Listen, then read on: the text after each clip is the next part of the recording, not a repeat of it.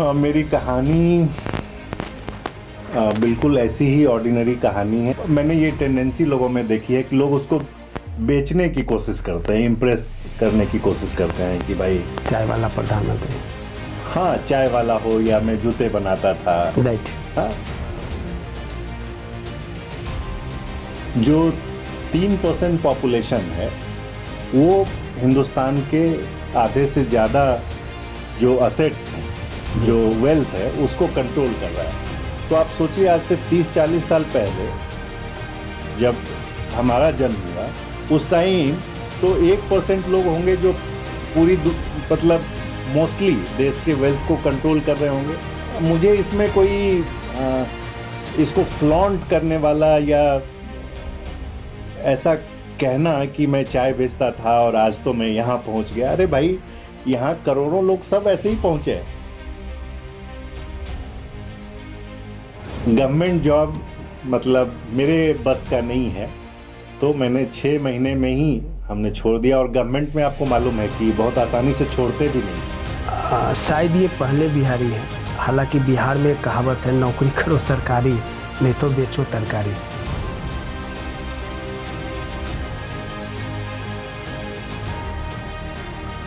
Financial express, ET, Deccan, आईनेस और Uni.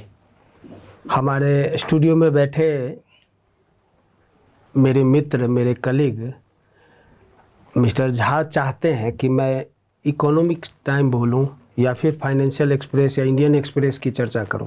खैर ये सब चर्चा तो होता ही रहेगा। आज भी हमारे साथ जुड़े हुए हैं निर्णय जी। अभी तक आपने इनके बारे में, सिर्फ इनके प्रोफेशन के बारे में सुना, जाना। इनके जुबानी ही सुनते हैं इनकी अपनी कहानी। मेरी कहानी बिल्कुल ऐसी ही ऑर्डिनरी कहानी है जैसे लाखों लोगों की होती है। मैं बिल्कुल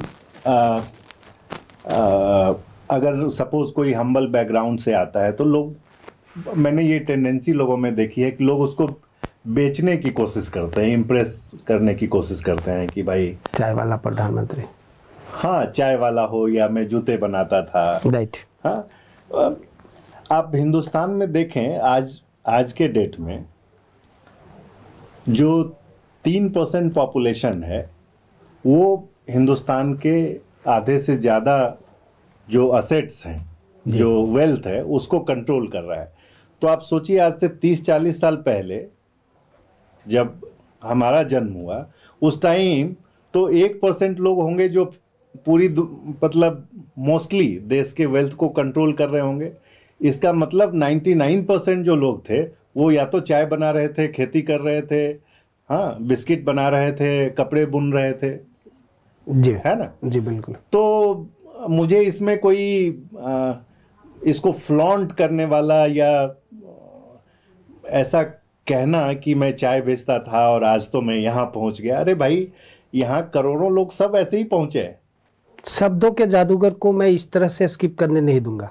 आपको बताना पड़ेगा कि भाई बेगूसराय के आपके परिवार और वहाँ से दिल्ली तक का जर्नी। हाँ बिल्कुल। जैसे मतलब मैं बेगूसराय में मेरा जन्म हुआ और बेगूसराय आपको मालूम ही है कि खेती खलिहानी के लिए जाना जाता है। तो मेरे पिताजी भी अपनी खेती बाड़ी करते थे और उनका जैसे हमारे लाइफ का कुछ पर्पस होता है तो उनके लाइफ का पर्पस था कि बेटा मेरा जो है वो गाय गोबर से अलग हो जाए। तो उन्होंने पूरी कोशिश करी कि भाई अपना ये एजुकेशन का रास्ता ले। तो शुरुआती दौर में तो मैं गांव में ही पढ़ा, फिर बेगूसराय थोड़े टाइम हॉस्टल में रहा।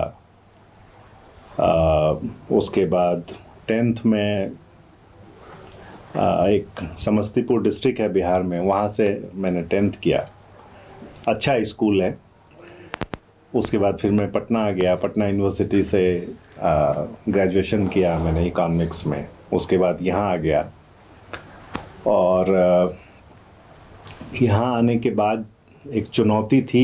इतना मेरे पिताजी के पास इतने संसाधन नहीं थे कि 2-4 साल मुझे समय दें कि भाई आप वो जैसे बिहार में कहते हैं ना कि पंचवर्षीय योजना यूपीएससी की तैयारी, मतलब 5 साल उसके नाम पे लोग जो है रितेश झा के जैसा। हाँ जी काट लेते हैं। जी बिल्कुल बिल्कुल तो बिल्कुल। ऐसा कुछ हमारे पास नहीं था। मेरी मजबूरी थी कि मुझे डे 1 से नौकरी करनी थी। तो मैं एक पब्लिशिंग हाउस है एमबीडी ग्रुप, काफ़ी बड़ा पब्लिशिंग हाउस है, वहाँ पे मैंने काम किया। और वहाँ से फिर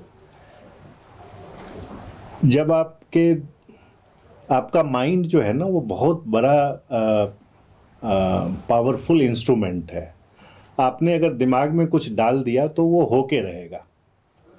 तो मैंने भी दिमाग में अपने डाल के रखा था कि मुझे तो मीडिया में जाना है। हो गया, मैंने टेस्ट वेस्ट जब इनफैक्ट मैंने तो ये जर्नलिज्म का कोर्स वगैरह मैंने आया Indian institute of mass communication में, मेरा रिटन में हुआ था। बट इंटरव्यू में अगेन थोड़ा उस उम्र में लोग काफ़ी रिवॉल्यूशनरी टाइप से बोलते हैं, और जर्नलिज्म के फील्ड में आने वाले लोग तो थोड़ा ज़्यादा ही, और leftist, हाँ। बेगूसराय वाले तो और ही ज़्यादा।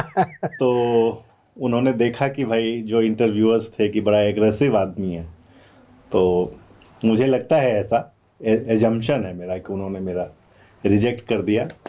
फिर मैं भारतीय विद्या भवन से वो मास कम्युनिकेशन किया। बट उससे पहले कोर्स वोर्स करने से पहले मेरी जॉब हुआ, मैं फाइनेंशियल एक्सप्रेस में बिल्कुल वेल सेटल्ड था। उसी टाइम जब फाइनेंशियल एक्सप्रेस में हमारी जॉब हुई तो प्रेस ट्रस्ट ऑफ इंडिया से भी मुझे ऑफ़र था, but I chose financial express over PTI. Press trust of India को पीटीआई कहते हैं। तो उसके बाद फिर अभी तक जर्नी चल रही है। बीच में मैं जर्नलिज्म से बाहर भी रहा।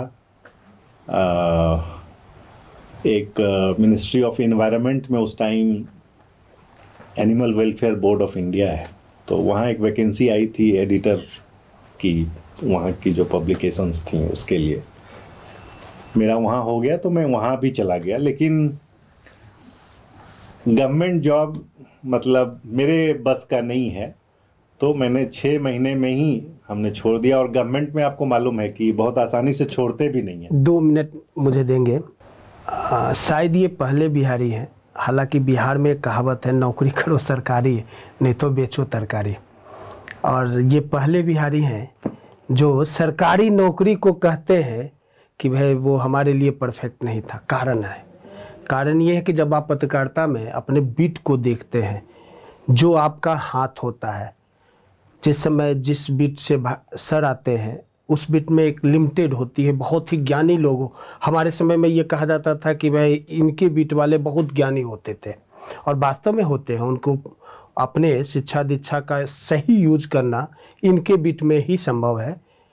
कुछ ऐसे बीट अभी भी मीडिया में है जिसके लिए बहुत ज़्यादा ज्ञानी होना और ज्ञानी होना जरूरी होता है। तो मिलिए ऐसे बिहारी से जो सरकारी नौकरी को ठुकराया है। नहीं, अब ये पता है, एक जॉब को ना जॉब के ही नजरिए से ही हाँ तरह देखना चाहिए। जी जी बिल्कुल। कोई भी जॉब हो ना, ऐसा कोई नहीं है कि आपको भगवान मिल गया, वो सरकारी हो प्राइवेट हो, कुछ भी नहीं, जॉब है बस। तो मुझे तो कई बार लोग बोलते हैं ना कि अरे सरकारी नौकरी आपने छोड़ दी, ऐसा क्या है सरकारी में? हाँ, वहाँ तो आपको किसी भी तरह का फ्रीडम नहीं है। मतलब मैं आपको बताऊं, जब हमने जॉब ज्वाइन किया तो मेरे पास सबसे पहला फॉर्म आया, उसमें वो डिक्लेयर करना था कि आपके पास एसेट क्या हैं, कॉन्स्टिट्यूशन का शपथ लीजिए, आप जो कहेंगे सच कहेंगे, अगर आप कुछ प्लान कर रहे हैं, गाड़ी खरीद रहे हैं, तो वो आप डिक्लेयर करिए। अरे भाई, अब हमारा तो भाई ईमानदारी से मैं काम करने वाला आदमी हूँ, मैं कोई चार्टर अकाउंटेंट हूँ नहीं कि अगर कुछ खरीद के लाया तो उसकी एंट्री मैं घर में करूँ। तो इतना तो मुझे बड़ा, मतलब डे 1 से ही मुझे बड़ा अजीब सा लगता था कि नहीं नहीं ये सब। और एक हायरार्की जो है, अब हमें जर्नलिज्म में हायरार्की नाम की कोई चीज़ होती नहीं है। आप जो आपका एडिटर है, आप उससे जाइए, मिलिए, आइडियाज़ शेयर करिए। वो कितना भी बड़ा एडिटर होगा आपको रिस्पेक्ट देगा ही देगा, आप भी उनको रिस्पेक्ट देंगे। तो जब इस तरह के माहौल से ऐसे माहौल में आ जाना कि भाई ये तो फला डायरेक्टर है, तो ये जॉइंट डायरेक्टर है, तो ये है वो है। तो मुझे लगा कि नहीं नहीं, ये हमारे बूते का नहीं है। मैं फ्रीडम लविंग पर्सन हूँ। मुझे लगा कि नहीं नहीं, खुले आकाश में जो है ना, वो उड़ना ज़्यादा अच्छा है, बजाय इसके कि किसी मतलब ऐसे जगह जाके रहें जहाँ ना आपको बहुत ज़्यादा कुछ करने की, बोलने की, मतलब ऐसा मैं नहीं कहूँगा कि आज़ादी नहीं है, लेकिन रेस्ट्रिक्शंस होते हैं, प्रोसीजर्स बहुत ज़्यादा होते हैं। बस इसलिए मैंने छोड़ दिया।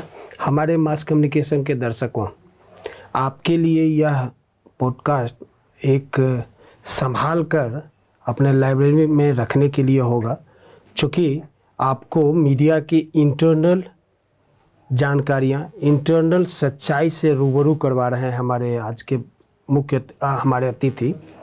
यही नहीं, अब ये अपने ही मुंह से बताएंगे कि ये तो इन्होंने बोला एडिटर, अभी इन्होंने शब्द बोला था कि एडिटर ने जो फाइनल किया वो जाएगा, और एडिटर भी आपको आपके हिस्से का इज्जत देता है।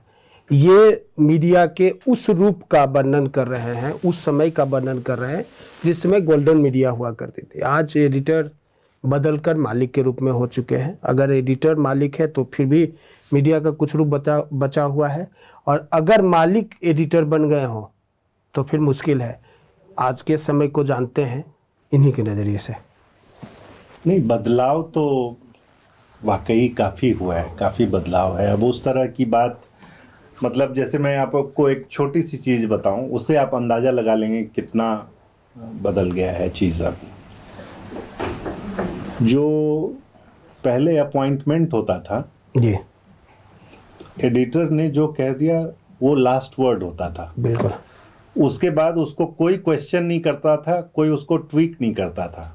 जो उसने कह दिया बस उसको फॉलो करके, जो भी कंसर्न डिपार्टमेंट हैं, अगर सपोज आपकी सैलरी 100 रुपये फिक्स हो गई है, एडिटर ने फिक्स कर दिया, तो कोई HR डिपार्टमेंट उसको 90 नहीं कर सकता, या अकाउंट्स उसको ये नहीं कह सकता कि हमारा बजट नहीं है। एडिटर का वर्ड फाइनल वर्ड। आप नौकरी छोड़ रहे हैं, ये हम आपको बहुत छोटी सी चीज़, जो आम आदमी, जो आम जर्नलिस्ट फेस करते हैं, जीता है इसको जी। सपोज आपने कहीं जॉब छोड़ दी, अब आपके कॉन्ट्रैक्ट में लिखा है कि आपको 2 महीने नोटिस पीरियड सर्व करना है।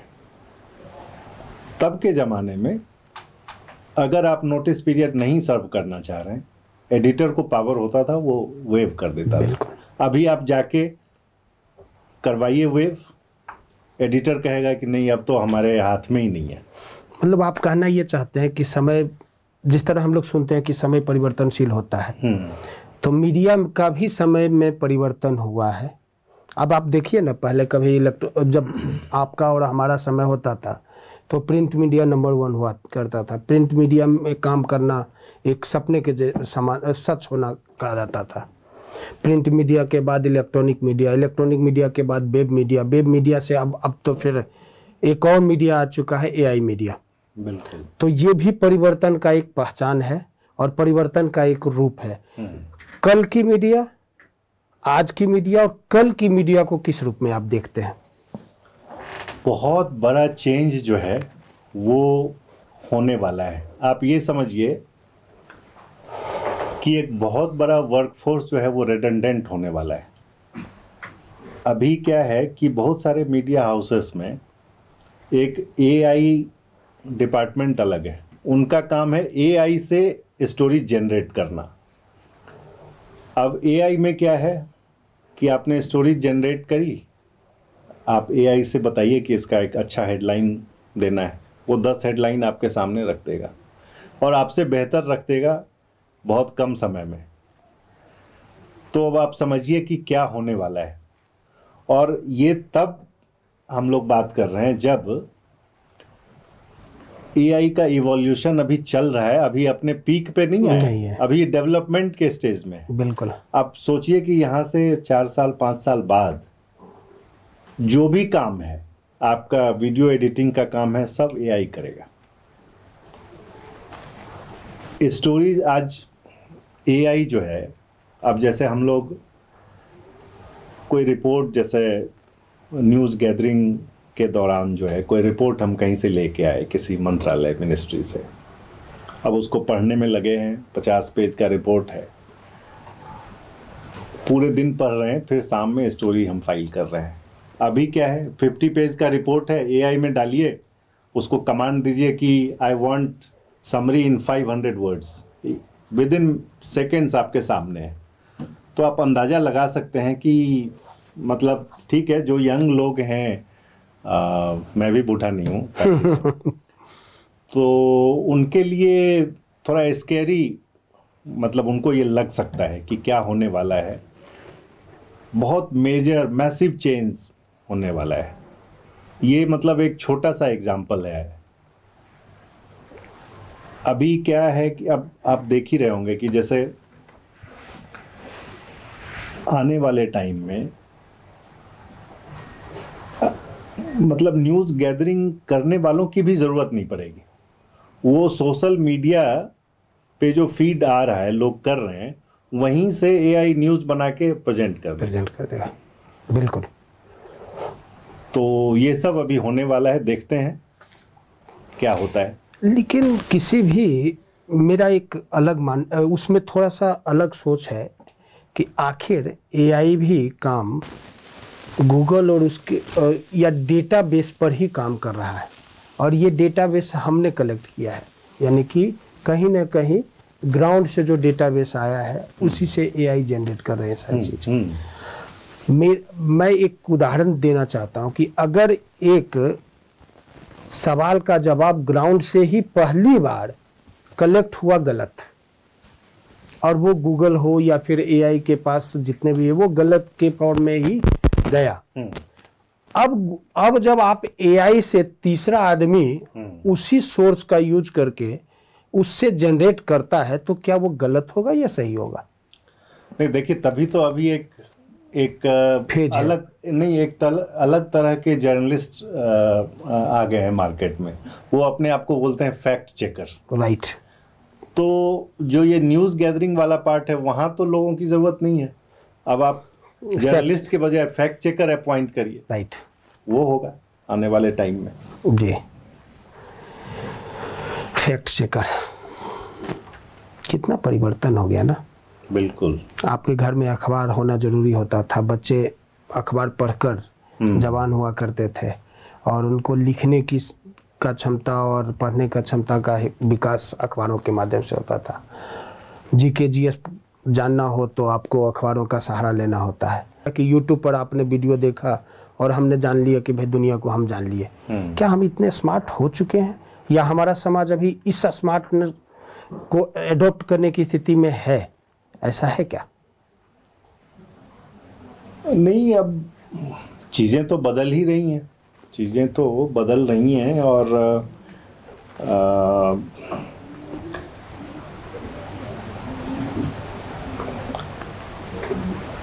ठीक है, मतलब इन डेप्थ नॉलेज ज़रूरी है, लेकिन अब आप अभी क्या एक दौर है ना कि काम चल रहा है कि नहीं, अगर शॉर्टकट लेके काम चल जा रहा है, बहुत वही सिकंदर है। बिल्कुल। हाँ? बिल्कुल। आप इन डेप्थ में लगे रहिए। बिल्कुल। हाँ? आप 3 दिन के बाद अपना इन डेप्थ चीज़ लेके आएंगे, तब तक में उसको कोई पूछ ही नहीं रहा है। और जब जमाना आगे चल चुका है, जैसे गलत को भी लेकर आगे चल गया है जमाना, तो फिर वो सही साबित हो रहा है। हाँ, जैसे कोर्ट में आप जाते हैं ना, तो जब ट्रायल होता है, हाँ, विटनेसेस जब आते हैं, तो विटनेस के स्टेटमेंट के बेसिस पे जजमेंट आता है कि हाँ भाई, ये क्राइम इस आदमी ने किया था। तो अगर 5 विटनेसेस कोर्ट में आए और 5 में से 4 विटनेस ने कह दिया कि हाँ भाई, मर्डर इसी आदमी ने किया है, तो वो आदमी दोषी हो जाता है। उसी तरह से गलत इन्फॉर्मेशन भी अगर 50 जगह इंटरनेट पे आ रहा है, तो लोग उसको सही मानने लगेंगे। सिंपल। अगर मैं गलत नहीं हूँ तो मुझे याद नहीं है उसके लेखक कौन थे, हम लोगों ने अपने स्कूलिंग टाइम में पढ़ा था, अखबार में नाम याद नहीं है कौन थे लेखक, मैं अभी नहीं बता पाऊँगा। आज के बच्चे जब उस आर्टिकल को पढ़ेंगे, उस स्टोरी को पढ़ेंगे, तो क्या हंसते होंगे वो? बिल्कुल। यानी ये परिवर्तन, हाँ, मतलब उस समय की सच्चाई आज हंसने का पात्र बन गया। बिल्कुल। और जबकि वो सच्चाई आज भी है। क्या हम कहने को तो है कि भाई हम आईटी में डेवलप कर गए, क्या हम आईटी के सिर्फ यूजर बन के ही डेवलप हो गए, या वाकई में हमने आईटी में डेवलप कर लिया? वेब मीडिया जो है, मैं नहीं मानता कि अब इसका बहुत बड़ा उम्र हो, या ऐसा नहीं लगता। आज भी आपको जब ऑथेंटिक और सही चीज़ जानकारी चाहिए तो अखबारों का सहारा लेते हैं, और अखबार में जो लिखा हुआ है वही, उसी को संविधान और कोर्ट भी सही मानता है। लिखतम के सामने वक्तम का कोई महत्व नहीं है, ऐसा पहले भी बोला गया, और सुप्रीम कोर्ट भी बार बार इन चीज़ों को बताता है। तो उनके दायरे में, संविधान के दायरे में एआई या वेब मीडिया बहुत ज़्यादा ऑथेंटिक तो नहीं बन पा रहा है। नहीं, ऑथेंटिक तो अब प्रिंट भी उतनी, अब जैसे क्या है कि पूरा खेल अब हो गया स्पीड का, और स्पीड के चक्कर में क्या है कि सबसे बड़ा इसका कैजुअलिटी है एक्यूरेसी। तो न्यूज़पेपर में भी जो है आपको बहुत हाई स्पीड पे दौड़ लगाना है, तो नेचुरली आप एक्यूरेट इंफॉर्मेशन नहीं दे पाएंगे। अभी न्यूज़पेपर रिपोर्ट्स को भी चैलेंज किया जा रहा है ना। जी बिल्कुल। हाँ, तो धीरे धीरे जब ये इनएक्यूरेसीज, इनकरेक्ट इंफॉर्मेशन की जब संख्या बढ़ेगी, तो इनकी भी क्रेडिबिलिटी इतनी ही रह जाएगी जितनी वेब वाले जो कंटेंट हैं उसके हैं। कोई नहीं, अब बात करते हैं, थोड़ा सा चेंज करते हैं टॉपिक को। कैरियर बनाया आपने मीडिया को, और आज आपके आर्टिकल को पढ़कर लोग मार्केटिंग फील्ड में आपके आर्टिकल को रिकॉग्नाइज करके कोई इन्वेस्टमेंट करता है, तो उसकी आपके आर्टिकल को पढ़कर कोई प्लानिंग करता है। तो मेरा ये सवाल ये है कि मैं अगर ये पूछूं कि आपको मीडिया का गोल्डन पीरियड अपने नज़रिए से कब दिखा, पहला सवाल। और दूसरा, एक वैसा भी वाकया होगा जब आपको अफसोस होता होगा कि यार मुझे पत्रकार नहीं बनना था, यार नहीं, मतलब इस फील्ड में नहीं आना था, ऐसा भी कोई समय रहा है क्या? उसका जो चर्चा करेंगे क्या? वो इसलिए कि जो बच्चे अभी तैयारी कर रहे हैं वो इस चीज़ों को भी जाने। नहीं, ऐसा तो हर मतलब बहुतायत लोगों को ऐसा लगता है। देखिए, हमारे देश में ऐसा है ना कि बाय चॉइस, कई बार मैं मजाक में कभी किसी मित्र से बात हो रही है तो ये बात होती है कि भाई हमारा देश जो है डेवलप जल्दी क्यों नहीं बन रहा है, या फिर लोग खुश क्यों नहीं है। ना तो हम वेल्थ के इंडेक्स पे नंबर 1 हैं इतनी आबादी के बावजूद, ना तो हम हैप्पीनेस के इंडेक्स पे हैं अव्वल। उसका सबसे बड़ा वजह यह है कि लोग अपने मन का काम नहीं कर रहे हैं। 99% लोग अपने मन का काम नहीं कर रहे हैं, और ज्यों ही आप अपने मन का काम नहीं करेंगे तो आप काम को अच्छे से नहीं करेंगे, और आपका प्रोडक्शन जो है वो उस तरह का नहीं होगा जब आप इंटरेस्ट के साथ करेंगे। तो ऐसा लगना स्वाभाविक है, हर किसी को लगता है। अब परफेक्टली इस चीज़ के लिए मैं बना कि नहीं, पता नहीं, ये तो शायद बाद में इसका असेसमेंट किया जाएगा। हाँ, लेकिन ये सब तो जिंदगी का पार्ट है। हाँ, पार्ट है, चलता ही रहता है।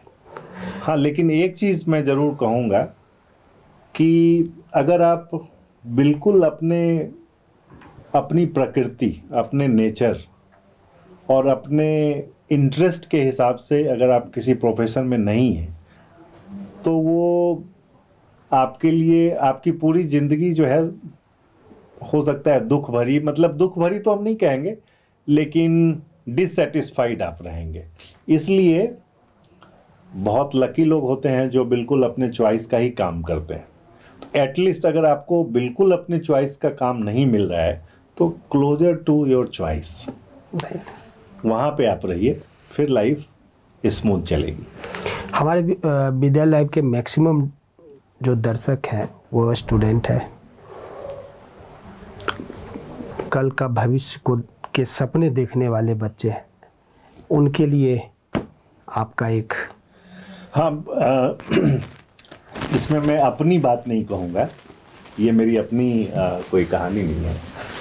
एक मैंने ओशो रजनीश को पढ़ा तो उसमें एक जगह उन्होंने कहीं पे लिखा है कि मतलब एक वाकया, एक स्टोरी उनके जो प्रवचन होते थे, जो स्पीचेज हैं, उसमें स्टोरीज काफ़ी होती थी और रियल लाइफ से स्टोरीज होती थी। तो एक स्टोरी कहीं पे उन्होंने बयां की है कि एक बहुत बड़ा सर्जन था और उसका मतलब काफ़ी रिकॉग्नाइज रेनाउंड सर्जन था।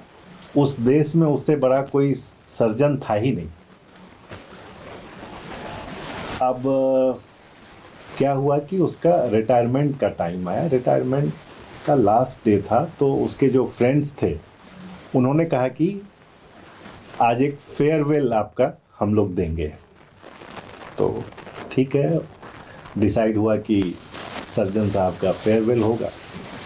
तो उसमें बहुत अच्छा आयोजन किया उनके दोस्तों ने, डांसर्स वगैरह बुलाए कि मतलब बहुत मेमोरेबल उसको बनाने का जो भी किया जा सकता था वो सब किया गया जी।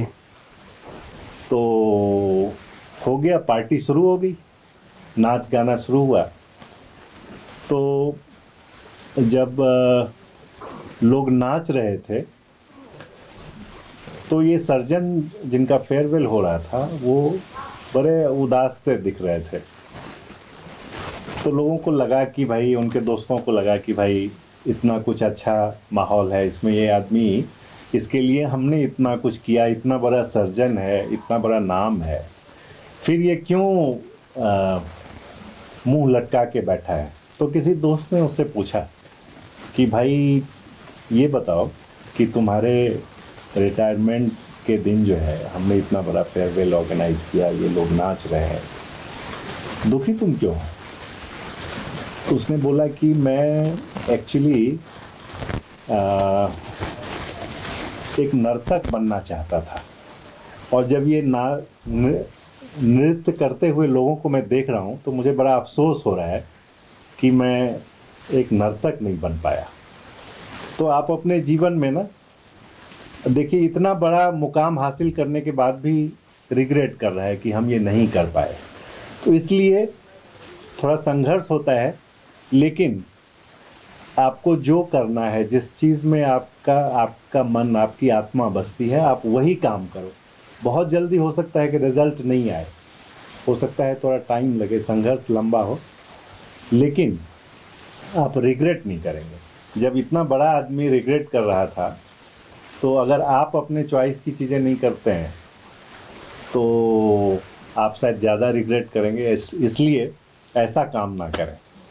यानी अगर आपको सफल होना है तो अपने मन का करिए, लेकिन परिश्रम तो करना ही होगा। आगे भी हम आपसे मिलते रहेंगे और ऐसे ही ज्ञानियों के साथ में, ताकि आपको भी मैं कुछ ज्ञान बांट सकूं आपके बीच में भी। आप मेरे तरफ ना देखें, ऐसे ज्ञानियों के साथ सदा मिलते रहेंगे आपके साथ जल्द ही नए एपिसोड में। शुक्रिया।